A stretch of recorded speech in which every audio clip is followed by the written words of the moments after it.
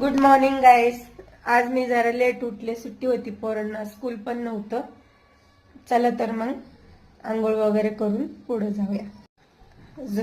नवरदेव लवकरच गेल्यात, त्यांचं आवरून दिलं आता माझं. इथं बघा सानवी आणि सोरन्सची कशी मस्ती चालू आहे.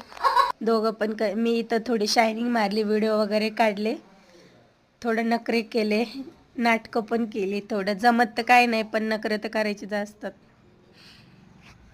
नाटकं केल्याशिवाय काय होणार आहे का? शेवटी बायकांचं कामच नाटक. मग नंतर आम्ही गेलो होतो तिकडं अजून रील्स बनवायला, आमच्या बिल्डिंगच्या मागे. तिकडं जरा बॅकग्राऊंड चांगले आहे म्हणून तिकडे गेलो होतो. वहिनी, मी, वहिनीचा मुलगा.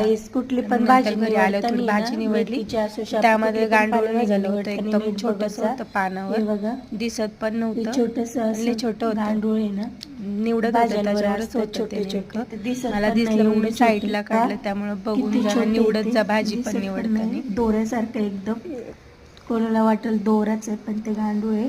त्यामुळे नंतर पप्पा आले होते भाज्या घेऊन, मला फोन केला, मी खाली गेले, वहिनी पण आल्या होत्या. मग मी भाजी वगैरे घेतली, दूध घेतलं.